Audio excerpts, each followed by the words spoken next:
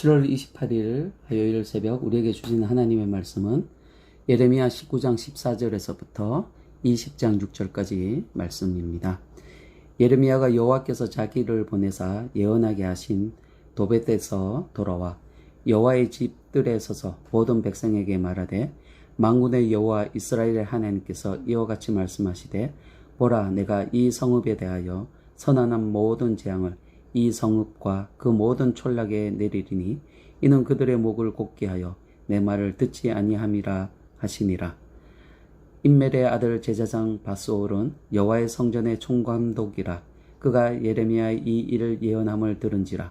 이에 바스올이 선지자 예레미야를 때리고 여호와의 성전에 있는 베냐민 문 위층에 목에 쓰이는 나무 고랑으로 채우더니 다음날 바스올이 예레미야를 목에 씌우는 나무 고랑에서 풀어주매 예레미야가 그에게 이르되 여호와께서 내 이름을 바스홀이라 아니하시고 마골 및 사빕이라 하시니라.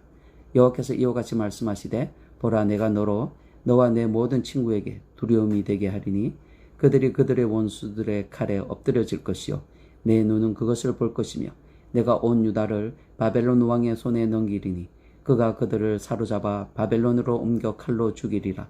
내가 또 이 성읍의 모든 부와 그 모든 소득과 그 모든 기중품과 유다 왕들의 모든 보물을 그 원수의 손에 넘기리니 그들이 그것을 탈취하여 바벨론으로 가져가리라. 바스오라, 너와 내 집에 사는 모든 사람이 포로되어 옮겨지리니 내가 바벨론에 이르러 거기서 죽어 거기 묻힐 것이라. 너와 너의 거짓 예언을 들은 내 모든 친구도 그와 같으리라 하셨느니라. 아멘. 어제 본문에서는 예레미야 선지자가 도벳이라는 흰놈의 아들의 골짜기에서 가지고 간 옹기를 깨뜨리며 이스라엘이 마치 이 옹기처럼 깨어질 것이라는 그런 심판의 메시지를 선포하였습니다. 그렇게 메시지를 선포한 그 선지자는 다시 예루살렘으로 돌아옵니다. 그리고 예루살렘 성전에 서서 성전을 찾는 유다 백성들에게 메시지를 선포합니다. 흰놈의 아들의 골짜기에서 선포된 어제 메시지는 함께 동행한 그런 소수의 지도자들에게 선포된 메시지라면 오늘 메시지는 성전을 찾는 불특정 다수를 향한, 다시 말해서 유다 백성 전체를 향한 메시지입니다. 메시지의 내용은 15절에서 나오는데 어제 보았던 것과 동일합니다. 유다의 모든 성읍과 촌락들에게 재앙이 임할 것이라고 그렇게 말씀을 합니다. 그런데 이렇게 메시지를 선포하는 과정에서 한 가지 문제가 발생합니다. 그 문제의 중심에는 바스올이라는 제사장의 이름이 나옵니다. 20장 1절을 보시면 임멜의 아들 제사장 바스올이라는 그런 사람이 나옵니다. 이 사람은 성전의 총감독이라는 직책을 가진 사람이었습니다. 그런데 이 사람의 이름 바스올, 이 바스올이라는 단어가 무엇을 의미하는지 우리는 알아야 합니다. 여러분, 바스올은 애굽에서 단어가 유래하였습니다. 이 이름은 애굽의 신은 호로스의 아들이라는 그런 의미를 가지고 있다는 것입니다. 하나님의 성전, 예루살렘 성전에서 그것도 총감독의 이름이 이방 신인 호로스의 아들이라는 그런 이름의 뜻을 가지고 있었다라는 것입니다. 이것은 이 시대 제사장을 비롯하여 전체 백성들이 모두 하나님을 버리고 우상을 섬기는데, 우상 숭배하는데 얼마나 열심을 가졌는지 그것을 단적으로 보여주는 그런 장면이기도 합니다. 여러분, 부모가 자녀의 이름을 지을 때 신앙이 있는 부모라면 보통 자신의 신앙 고백을 그 아이의 이름에 담아서 그 이름을 짓게 됩니다.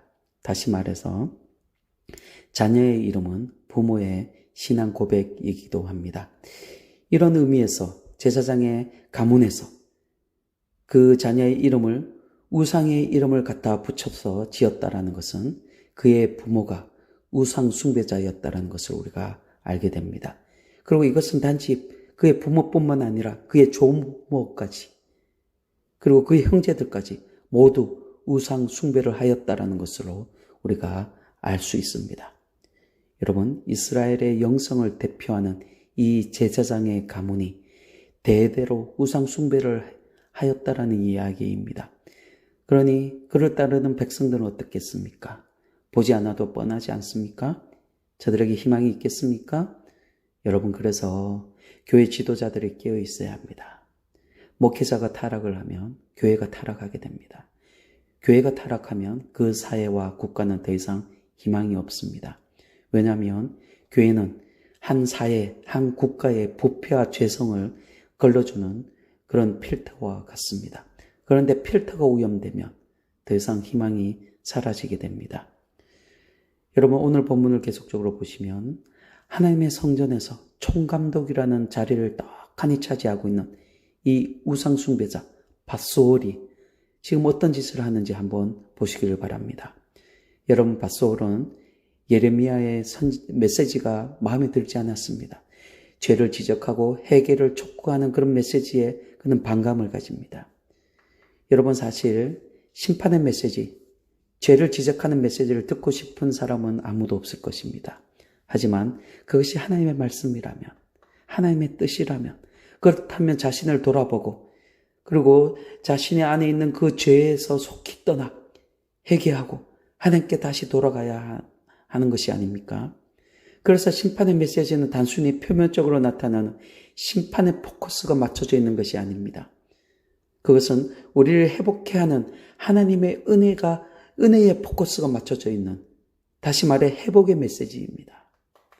하지만 많은 사람들은 메시지를 들을 때, 설교를 들을 때 자기가 듣고 싶어하는 그 설교에 열광을 합니다. 듣기 싫은 그런 말씀에는 반발을 가집니다. 사람들의 이런 성향을 알고 오직 축복만을 선포하는 사역자들이 있습니다. 하나님의 뜻은 상관없습니다. 구약에서 이런 자들을 거짓 선지자라고 말합니다. 여러분, 밧소올도 저주를 선언한 이 예레미야를 그도 저주합니다. 2절을 보시길 바랍니다. 이에 밧소올이 선지자 예레미야를 때리고 여호와의 성전에 있는 베냐민 문 위층에 목에 씌우는 나무 고랑으로 채워 두었더니, 이 말이 무슨 말입니까? 밧소올은 그의 메시지를 듣기 싫어해서 예레미야를 폭행합니다. 그리고 목에 차코를 채워서 성전 베냐민 문 부근에 있는 어떤 방에 감금해 버립니다. 여러분, 이 상황이 얼마나 어처구니 없는 상황인지 아십니까? 예레미야는 지금 하나님의 성전에서, 그것도 하나님의 말씀을 전하였습니다. 그런데 다른 사람도 아닌 하나님의 성전 책임을 맡고 있는 성전 총감독 밧소올에 의하여 폭행을 당하고, 왜 폭행을 당합니까? 하나님의 말씀을 전했다는 이유로 폭행을 당하고 하나님의 성전에 갇히게 되었다는 것입니다. 교회에서 복음을 전했다고, 하나님의 말씀을 이야기한다고 교회 사람들에 의해서 폭행을 당하고 교회 창고에 갇히게 되는 것과 같습니다. 여러분, 하나님의 말씀을 잃어버린 이런 교회 지도자들이 이처럼 어처구니 없는 짓을 지금 서슴없이 하고 있습니다. 여러분, 교회 지도자가 하나님의 말씀을 잃어버린다라면 그것은 한마디로 죄악입니다. 사역자는 사람을 두려워하는 사람이 아니라 하나님을 두려워해야 하는 사람입니다. 그래서 세상에 귀를 열고 있는 것이 아니라 오직 하나님의 말씀에 귀를 열고 있어야 합니다. 하나님께서 오늘 이 시대에 나와 우리에게, 우리 교회에, 우리 이 사회에 무엇이라 말씀하시는지 그것을 듣고 선포하고 그 일을 해야 하는 사람이 바로 하나님의 사역자입니다. 여러분, 본문을 계속해서 보시면 이렇게 이 일이 어떻게 진행되는지 우리가 보고자 합니다. 3절을 보시면 다음날 밧소올은 예레미야를 풀어줍니다. 불러난 예레미야 선지자는 그에게 이런 메시지를 던집니다. 너의 이름은 이제 밧소올이 아니라 마골 및 사빕이다 라고 말합니다. 여러분, 마골 및 사빕이라는 이 단어는 사방에 가득한 공포라는 뜻을 가지고 있습니다. 밧소올이 주변 사람들에게 한마디로 공포가 된다는 것입니다. 그의 주변에 모두 다 공포가 된다는 것입니다. 그렇다면 구체적으로 어떤 공포가 그와 그의 주변 사람들에게 임하게 될 거라 말씀하고 있습니까? 그 내용은 4절 이하에서 말씀하고 있습니다. 머지않아 바벨론 군이 이스라엘을 침략할 것이며 이스라엘의 모든 보화를 빼앗고 주민들을 끌고 갈 것이라 말씀합니다. 바벨론으로 끌려가는 사람들의 행렬에 이 밧소르가 그의 가족들도 끼어 있으며 그들은 바벨론 땅에서 죽어 묻힐 것이라고 말씀합니다. 여러분, 지금 밧소르는 평안을 외쳤습니다. 자기들은 하나님의 선민이라 결국 자기들이 이길 것이라고 외치며 백성들을 미혹하였습니다. 그래서 저주를 선포하고 해결을 촉구하는 그 예레미야를 때리고 폭행하고 가두기까지 했습니다. 여러분, 밧소르에게는 그 백성들이 지은 죄에는 관심이 없습니다. 영안이 어두워져 죄가 무엇인지 그는 분별을 하지도 못합니다. 그냥 백성들이 듣기 좋은 말만 합니다. 평안만 외칩니다. 평화만 외칩니다. 아니, 자기들도 죄의 달콤함에 깊이 빠져 있으니 죄를 어떻게 지적할 수 있겠습니까? 그들의 눈에는 죄가 보이지 않습니다. 여러분, 저들이 말한 평화는 빈평안이었습니다. 하나님의 말씀을 잃어버린 자들이 외치는 평안은 여러분 거짓입니다. 도리어 두려움과 공포가 그들 앞에 기다립니다. 사랑하는 성도 여러분, 오직 하나님 안에 진정한 평안과 안식이 있습니다. 우리의 평안은 하나님만이 주실 수 있는 평안입니다. 자기 생사를 잘라내는 그런 심정으로 여러분, 우리는 죄와 단절하고 하나님께 더 가까이 나아가 이 평안을 누릴 수 있어야 합니다. 여러분이 이것을 분별할 수 있기를 바랍니다. 세상이 외치는 평안이 아니라 오직 하나님만이 주실 수 있는 참된 평안을 분별하여 여러분 하나님께 나아가 하나님만이 주실 수 있는 이 평안을 여러분 모두 누릴 수 있기를 주님의 이름으로 축원드립니다. 아멘.